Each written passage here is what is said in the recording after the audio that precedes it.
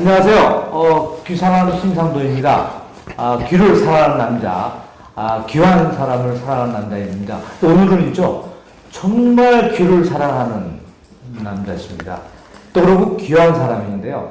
특히 우리나라에서 최고의 개인 병원이라고 할 수 있나요? 이비인후과. 근데 귀 전문 병원으로 최대 병원이시고요. 제일 먼저 시작하신 분입니다. 꽤 오래됐습니다. 20년이 넘으신데요. 우리 전은명 원장이십니다. 그래서 이렇게 아주 어렵게 모셨는데요. 인사드리겠습니다. 우리 원장님. 네, 안녕하세요. 네, 아유 반갑습니다. 이렇게 초청해 주셔서. 정말 최고의 명의시고요. 또 이렇게 대학병원에 계시다가 이제 그 로컬이죠. 네네, 그렇죠. 그때가 언제였죠? 그때 하신 게? 그러니까 2002년도. 그럼 20. 지금 먼저 22년 뭐 이 상태죠. 네. 그래서 저 귀 전문 병원으로서 명성이 있으시고 그러신데요.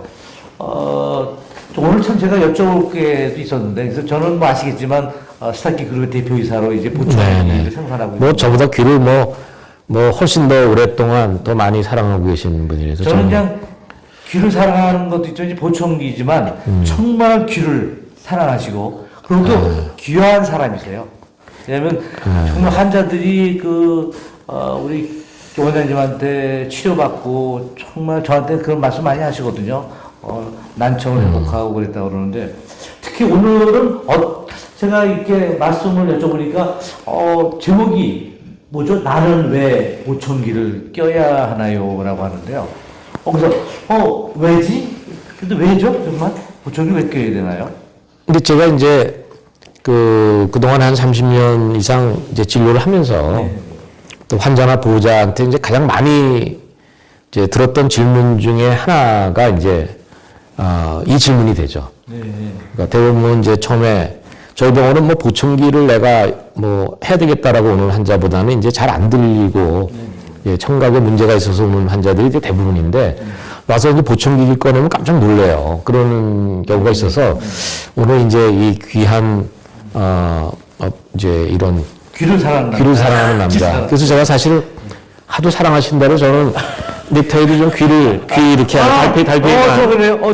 달팽이가. 넥타이를 그걸 메고 왔습니다. 그래서 귀상한 사람. 그 기분 듯이 쓰셨구나. 네. 그래서 이제 좀 핵심적인 얘기 또 실질적인 얘기가 될 것 같아서. 그래서 이제 이 질문을 오늘 키워드로 좀 했습니다. 저는 이렇게 해서 들었을 때요. 저희 보청기를 생산하고 판매하는 회사로서 보청기 좀 더 네거티브한가? 나는 왜 보청기 껴야 하나? 그러면 나는 꼭 껴야 되나? 그런 생각이 들었었거든요. 그건 아니죠. 그러니까 이제 전문가가 이제 보청기를 이렇게 권유했을 때 이제 거기에 대한 이제 반응이니까 그 문제는 사실은 뭐 이거는 환자나 보호자뿐만 아니라 사실은 귀 환자들을 이제 진료하는 또 의사나 또 전문가들도 한번 좀 오늘 좀 주의 깊게 한번 꼭 들어야 될 내용이라서 그 내용에 대해서 좀 나누었으면 합니다. 기대가 큽니다. 네. 근데 우리 아이가 보청기를 끼워야 한다고요. 그렇게 질문하는 지 많으신가요? 그러니까 이제 어린아이들 얘기를 먼저 좀 하면 이제 어린아이들이 요즘에는 이제 태어나면 이제 신생아 난청 검사라는 걸 해서 이게 뭐 벌써 한 20년 이상 이제 우리나라도 이제 이 선진국 수준이 돼서 대부분의 병원에서 산부인과에서 검사를 해요. 하죠. 그러면 이제 일반적으로 이제 태어난 아이들 중에 한 1000명이 태어나면 한 3명 내지 4명은 뭐 한쪽이나 양쪽에 난청이 이제 발견이 되죠. 그러면 이제 아이가 태어나서 굉장히 기쁜데 갑자기 뭐 하루 이틀 지난 다음에 이제 주치의 선생님이 아기가 잘 못 듣습니다. 이제 이런 아주 청천벽력 같은 이제 얘기를 듣게 되죠. 그런데 이제 왜 아이들을 이렇게 일찍 이제 난청을 선별하느냐. 그 얘기는 이제 아기가 태어나서 가장 중요한 것 중에 하나가 물론 생존에 관련되는 부분 아니라면 이제 소리를 듣는 청각 기능이 굉장히 중요하다는 얘기거든요. 그래서 이제 선별 검사라고 하는 게 이제 그 가이드라인이 정해졌는데 태어나서 반드시 모든 아이들이 이제 태어나서 한 달 이내에 일단 그 스크리닝 검사를 해야 되고. 그럼 우리 정부에서 지원이 되고 있죠. 정부 지원이 되죠. 네, 지금 뭐 우리나라 잘 돼 있습니다. 그래서 그걸 하고 이제 뭔가 정밀 검사가 필요한 아이들은 이제 그 진료 의뢰를 하죠. 그 의뢰되는 아이들은 이제 반드시 3개월 안에 ABR이라고 하는 그 청력 검사, 그거 가지고 그걸 확진할 수 있는 그런 청력 검사를 이제 반드시 받아야 된다. 그 가이드라인이고 거기서 만약에 확진이 된 애들은 이제 난청으로 확인이 됐으니까 그런 아이들은 이제 6개월 안에 청각 재활을 해야 된다. 이게 이제 가이드라인이에요. 그런데 이제 이 가이드라인을 좀 그 해석을 잘 못해 가지고 이제 한동안은 어땠냐면 이제 발견이 됐는데 3개월 안에 검사를 해야 된다라고 하면은 3개월까지는 아무 문제가 없는 걸로 생각을 해서 그냥 바쁜 거 다 하고 그다음에 이제 3개월째 돼서 이제 검사를 받으러 와요. 거의 끝에 가서 하는 그렇죠. 거네요. 그리고 이제 발견이 돼도 그냥 6개월째 이제 다시 와서 뭐 청각 재활, 다시 말해서 이제 보청기나 이런 거를 이제 아이한테 끼워줘야 된다. 그 전에 해도 되는 건데, 그렇죠? 그렇죠. 그러니까 그렇죠. 그러니까 3개월을 늦어도 3개월, 늦어도 6개월이라고 하는 개념인데 3개월 안에 하면 문제 없다라고 하는 개념이 된 거예요. 네, 그래서 이제 빠르면 좋은 거죠. 빠르면 좋은 거죠. 그러니까 늦어도 아무리 늦춰도 3개월 이내에 넘기지 말라고 하는 개념은 의미는 일찍 하면 좋다는 거죠. 네. 그래서 이제 그런 개념을 이해를 못하니까 이제 보면은 6개월째 와서 이제 아이 난청이 발견이 되고 뭐 그때쯤 이제 보청기를 껴야 되는데 문제는 반응이 아무것도 안 나오는 아이들 그 아이들 경우에는 청력이 하나도 없으니까 이제 인공아웃 수술을 뭐 하는데 그건 6개월 이내에 하기가 좀 어려우니까 뭐 해줄 게 없다. 그리고 나중에 이제 그냥 뭐 인공아웃 수술을 해야 되니까 보청기는 그냥 형식적으로 어떻게 보면 그냥 요식행위로 그냥 한 3개월 끼고 그게 가이드라인에 있으니까. 거기에 형식에 맞추려고 하는. 그렇죠. 의료보험. 그래서 이제 별도의 뭐 어떤 특별한 훈련이나 이런 거 없이 그냥 이제 보청기를 끼는 그런 개념이었어요. 그런데 여기서 굉장히 중요한 거는 왜 저 가이드라인이 난청을 발견한 아이들한테 조기 청각 재활을 해야 되냐라고 하는 개념은 아무리 반응이 안 나와도 아이들이 청력이 남아있다는 거예요. 그러니까는 어렸을 때는 하루하루가 중요하잖아요. 그러니까 6개월을 그냥 그렇죠. 그러니까 청력이 요만큼 이렇게 남아있는 그 청력을 이용해서 그 청력을 그냥은 못 들으니까 네, 그걸 보청기로 증폭을 해서 이제 소리를 들려줘야지만 이제 그 아이는 정상적으로 이제 성장할 수 있다라고 하는 건데 우리 대표님 그 아기가 태어나면은 엄마 목소리를 이제 알아들을까요? 당연히 듣겠죠. 저는 뱃속에서도 듣는 얘기 들었는데요, 손소리. 그렇죠. 그래서 이제 우리가 분만실에서 아기를 낳는데 그래서 이쪽에서 간호사가 부르고 이쪽에서 엄마가 불렀을 때 아기가 엄마 쪽으로 고개를 돌린다는 얘기를 하거든요. 그렇죠. 네, 그러니까 그 얘기는 아기는 이미 태어나기 전에 엄마 밖으로 나오기 전에 엄마가 엄마의 음성, 엄마가 뭐 숨 쉬는 소리, 뭐 엄마의 모든 그런 밥 먹고 뭐 하고 하는 몸의 실질적인 그런 그런 잡음도 다 아이는 이제 익숙하게 되는 거죠. 그래서 이제 그런 그 청각이 그럼 왜 이렇게 일찍 발달이 되느냐? 아이가 뭐 시각은 뭐 아이가 그 잘 못 보잖아요. 그리고 뭐 미각이 뭐 좋지 않죠. 미각이 발달되면은 아기가 엄마 젖을 맛있게 먹을 수가 없죠. 그게 뭐 그 조물주가 그렇게. 그렇죠. 그러니까 우리 몸은 하나도 필요가 없는데 발달되는 게 없는 거야. 다 그냥 이유가 정확히 각적으로 한 거예요. 그렇죠. 네. 그래서 청각은 굉장히 좋아요, 아이들이. 그래서 우리가 청각 검사할 때 이제 마이너스까지 있지 않습니까? 마이너스 10, 뭐, 이렇게 되는 거. 그러니까, 그래서 아이들 청력은 정상이 얼마나 되는지 정확히 모르죠. 네, 그렇지만은, 어른 기준으로 해서 볼 때 어른보다는 적어도 한 10에서 20 이상, 20데시벨 이상 청력이 좋을 거다. 그렇죠. 그러니까 이제 10, 20dB은 굉장히 큰 차이인데. 그렇죠. 네. 그러니까 이제 아이가 태어났을 때 그렇게 좋은 청력을 갖고 있어야 될 이유가 네. 분명히 있다는 거죠. 그렇죠. 그냥 그 네. 하느님께서 그렇게 필요해서 뭔가 그렇죠. 네. 그러니까 그게 분명히 이유가 있는 거죠. 근데 그 이유로 이제 보니까 이제 아기가 이 뇌가 이제 처음에 태어났을 때는 한 400g밖에 안 되는데 네. 아기가 돌 정도 되면 이게 2배 반, 1000g 정도 되는 거예요. 굉장히 발달되는 거죠. 그럼 뇌가 가만히 있을 때 그냥 밥만 먹으면 그냥 발달이 되나? 근데 그게 아니라 외부의 자극이 들어와야 되는 거죠. 네. 근데 아기가 그냥 움직이지도 않고 그냥 되게 그냥 엄마 젖만 먹고 누워있는 아기가 받는 자극이 뭘까? 가장 중요한 자극 중에 하나는 소리 자극이죠. 청각. 그렇죠. 그렇기 때문에 아이는 뭐 저기서 푸스럭 해도 그 소리 다 듣는 거예요. 그러니까 그런 청각 자극이 뇌의 발달에 굉장히 영향을 주기 때문에 뇌가 폭발적으로 이렇게 성장을 하게 되는 거고, 그래서 이제 그런 민감한 시기에 청력이 없으면 뇌 발달이 아무래도 영향을 받을 수밖에 없는 거죠. 아, 그러니까 그 생후 3개월, 네네. 6개월이 정말 아주 중요한 시기죠. 그냥 여기서 뭐 인공화학을 한다거나 그렇게 고도안정을 해서 그걸 기다리는 게 아니고 그렇죠. 정말 보청기를 껴서라도 정확히 그거를 청각을 그렇죠. 훈련시켜야 되겠네요. 그게 이제 신생아 난청 검사를 몇십 년 전부터 이제 미국을 중심으로 그거를 발전시킨 가장 핵심적인 이유죠. 근데 그거를 잘 모르고 그냥 인공화학을 하기 위해서 네.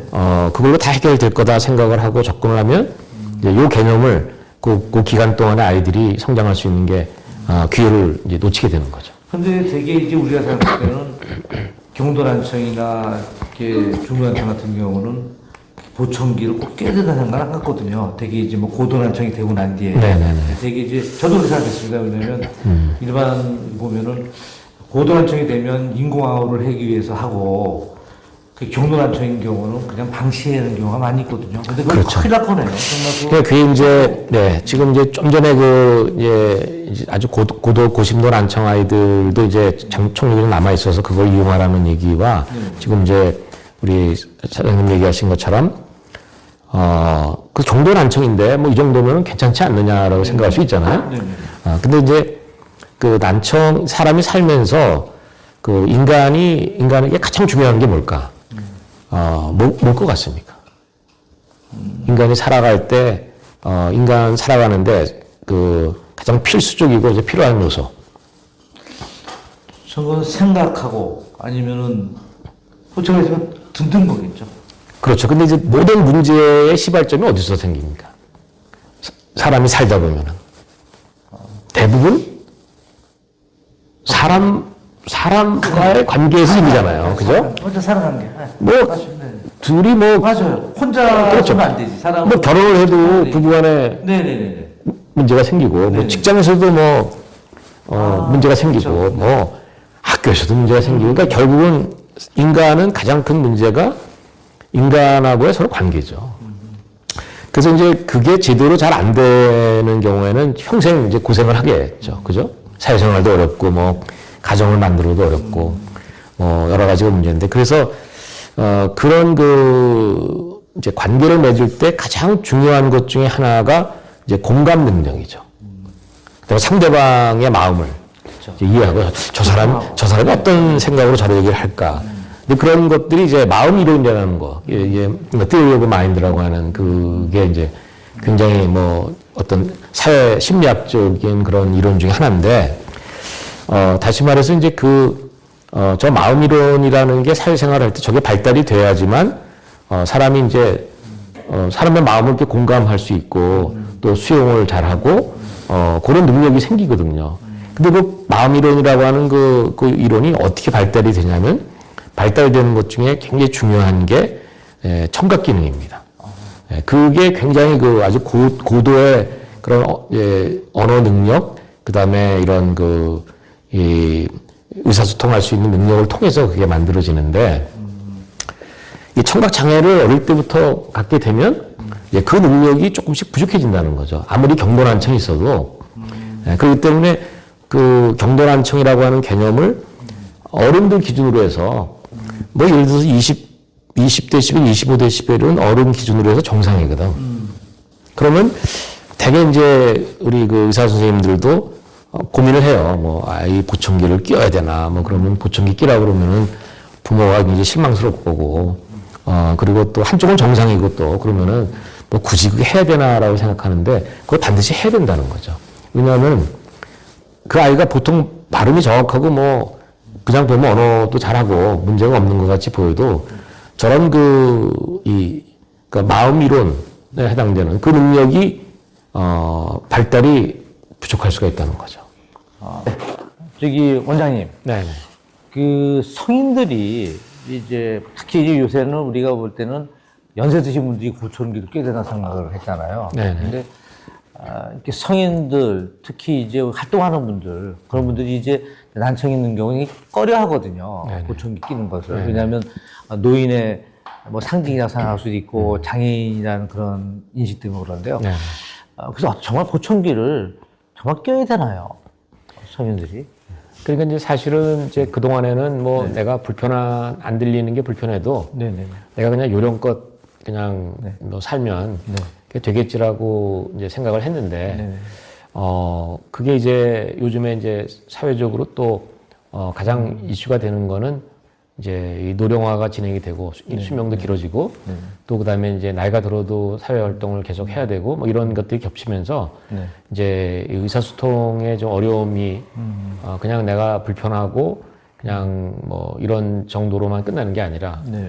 그게 이제 나의 그 경제적인 어떤 활동에도 영향을 주고 또 가장 중요한 게 이제 그 인지장애를 유발한다는 네, 그죠. 뭐 요새 뭐 치매가 그렇죠. 그 데이터는 걸린다고. 네. 네, 굉장히 신뢰로운 데이터들이 계속 나오면서 네네. 사실 인지장애가 청각 하고 관련이 굉장히 많다. 네.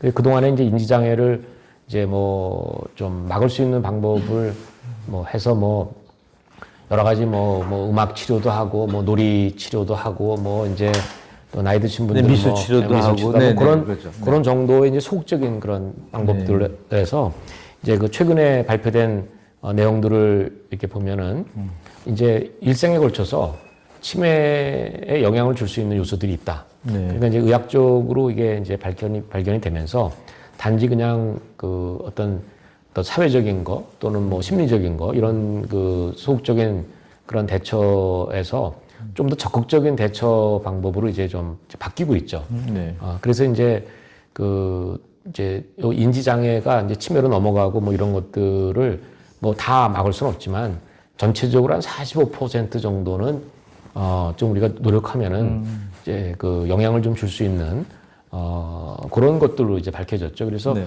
이제 그 중에 이제 중년 나이에서 가장 중요한데 여러 가지 요소가 많이 있는데 그 중에서 이제 압도적으로 높은 게 청각 장애다 이렇게 밝혀졌죠. 그러다 보니까 이제 중년 나이에는 이제 보청이 자꾸 끼지 않으려고.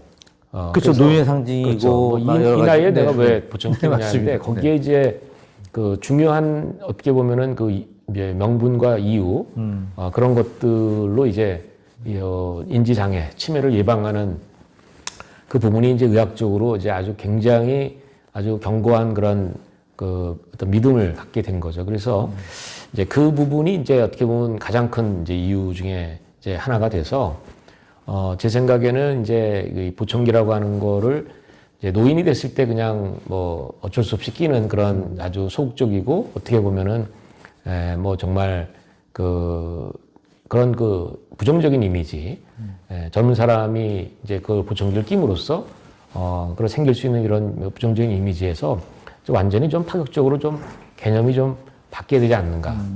거기에 핵심은 결국 이제 패러다임이 바뀌려면 네.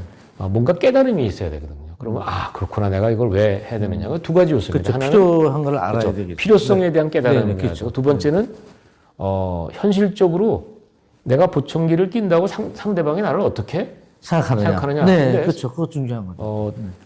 우리 사장님 다른 사람이 네. 뭐 귀걸이를 하던 코걸이를 하던 네. 머리를 뭐 노랗게 상관없죠. 물들이든 그렇죠. 네. 그냥 머리를 노랗게 물들였네. 네. 네. 뭐 코걸이를 하네. 뭐 코걸이를 하네. 네. 뭐 그냥 끝나는 거죠. 다만 이제 그 사람이 나하고 같이 뭐 어떤 뭐 일을 하거나 뭐 같이 어떤 관계를 맺는데 내가 필요한 거를 잘 하고 그리고 또 사람한테 내가 또 뭐 도움을 받고 여러 가지 그런 관계만 잘 되면 아무 문제 없잖아요. 그렇죠. 네. 그런데 이제 문제는 겉으로는 멀쩡하게 생겼는데 아무 문제 없어 보이는데 내가 말을 했더니 못 알아들어. 못 알아듣고 그리고 되묻고 네. 또 막 딴소리하고 네. 그리고 반응이 없어. 네. 그러면은 좀 모자른 것 같기도 생각도 하고. 나를 무시하나? 네, 그렇죠, 그렇죠. 결국 이게 관계가 깨진다는 거죠. 공감. 그렇죠. 그게 깨다는 거죠. 그러니까 그 문제를 이제 인식을 시켜주는 거죠. 아, 그래서 그렇게 되면 아무도 다른 사람한테 관심이 없지 않습니까? 요즘엔 자기한테만 관심이 있지 특히 MZ 세대도 다 합니다. 관계가 관심이 없어요. 그러니까 생각을 바꾸게 네. 그걸 이제 전문적으로 잘 이제 상담을 해서 네. 그 사람의 이제 패러다임을 바꾸게 하는 게 이제 그게 요즘에 이제 이런 그 인지 장애와하고 연관성 면에서 굉장히 이제는 충분한 근거가 됐다. 네. 그래서 적극적으로 좀 이제 환자들을 이제 또 청각장애를 좀 난청을 좀 갖고 있는 사람을 위해서 그 사람의 삶을 위해서 이 전문가들이 적극적으로 좀 뭔가를 해야 되는 그러니까 이제 우리 전문가들이 생각을 좀 바꾸고 네. 그래야 된다 이렇게 생각합니다. 아, 그런데 지금 보면 되게 이제 뭐 중년도 그렇지만요. 이제 보청기를 사용하면서 되게 이제 불편한 것이 많이 있거든요. 네. 이제 뭐 소음에 이제 좀 더 노출이 되고요. 그러고 또 그런 것 같습니다. 안경은 제가 실제로 느낄 때 안 보이니까 그런데요. 자기 못 듣는 거죠. 모르는 것 같아요. 그렇죠. 그래서 보청기 필요성이 뭐냐면 본인보다는 남을 위해서도 껴야 된다 생각을 하거든요. 그건 그렇죠. 어떻게 되나요? 이 특기 사회생활에서. 그렇죠. 이제 그거는 이제 네네. 그런 얘기들을 이제 특히 이제 나이 드신 분들이 네네. 이제 나이가 들면서 좀 완고함이 생기잖아요. 고집이 좀 생긴다 그러죠. 고집이죠. 네. 네. 근데 이제 오히려 청각이 떨어지면서 더 완고해지는 경우가 많이 있죠. 네. 네. 그래서 이제 그런 문제가 있어서 사실은 이제 그런 거를 이제 가족을 위해서 또 다른 사람을 위해서 좀 이제 생각을 좀 바꾸시라. 다른 사람을 위해서도 끼야 되는 거 아니에요? 그렇죠. 그렇게 이제 얘기를 이제 하면 네. 사실은 그걸 잘 받아들이는 분들도 있고. 네. 근데 이제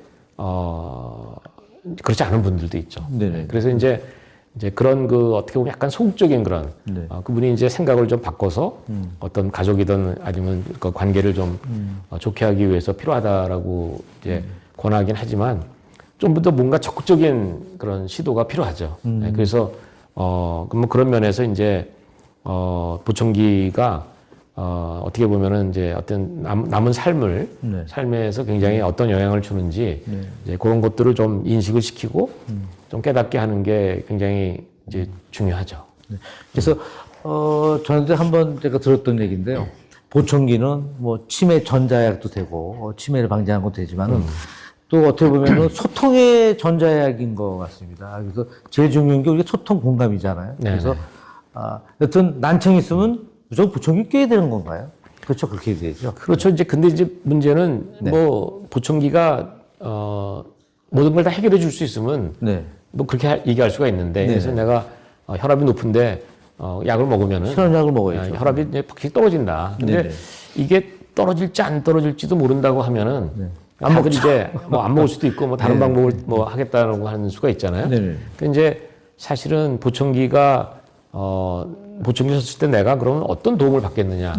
요게 이제 핵심입니다. 다시 말해서 내가 이제 10가지 이제 뭐 보청기를 끼면 생길 수 있는 문제가 있다고 이제 할 때 내가 그동안 갖고 있는 문제 중에서 가장 좀 심각하고 가장 내가 해결하고 싶은 문제가 예를 들어서 나는 뭐 모임 같은 거 있는데 뭐 예를 들어서 좀 시끄러운 곳에서 이제 대화를 좀 나누고 싶은데 그게 안 된다든가 아니면은 내가 중요한 회의를 할 때 또 아니면 뭐 교회 다니시는 분들은 예배를 드릴 때 뭐 이럴 때 이제 그런 것들의 도움을 받느냐 못 받느냐가 핵심인데 내가 조용한 데서 그냥 마주 앉아서 얘기할 때는 뭐 잘 듣고 그래서 그런 분들한테 거기에 맞는 기능을 잘 선택을 해서 뭐 피팅도 거기에 맞춰서 하고 또 그다음에 이제 그런 거를 잘 보청기를 끼고 도움을 받을 수 있는 거를 얻어낼 수만 있다면 네네. 다른 거는 뭐 끼면은 뭐 착용감 할 때도 불편하고 뭐 걸어 다닐 때 뭐 바람 소리도 들리고 뭐 여러 가지 불편한 게 있지만 본인이 가장 그 좀 해결했으면 하는 부분을 딱 도움을 받게 되면 나머지 어려운 부분은 다 극복이 된다는 거죠. 그게 이제 보청기 재활의 가장 핵심인 것 같아.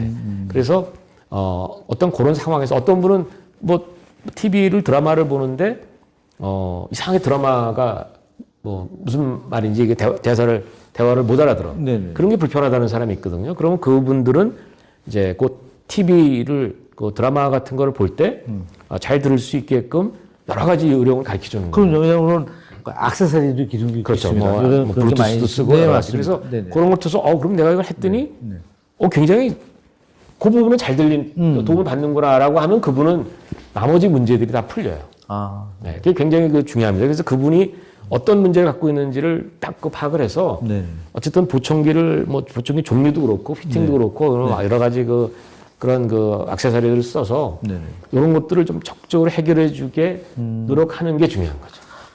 좀 오늘 말씀 중에서 그 보청기를 좀 이렇게 좀 긍정적으로 생각하는 분도 많이 있거든요. 부정적으로. 네네. 그러고 뭐 불편하다, 뭐 여러 가지 이제 그런 게 있었는데 스티그마가 있잖아요. 그래서 또 좋은 말씀 들었고요.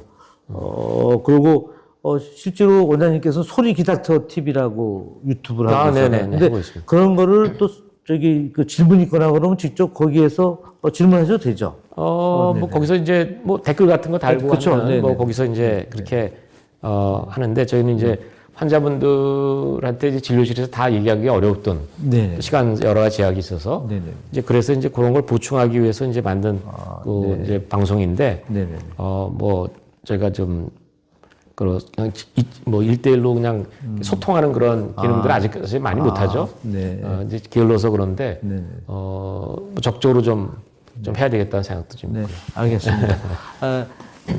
네, 되게 좋은 말씀 들었고요. 정말 우리 전윤 원장님이 정말 귀를 사랑하는 남자고, 귀한 사람을 사랑하는 남자입니다. 네, 그래서 오늘 특히 보청기에 대한 내용을 들었는데요. 너무 감사하고요. 귀사남, 귀를 사랑하는 남자, 귀한 사람을 사랑하는 남자였습니다. 네, 감사합니다. 합니다.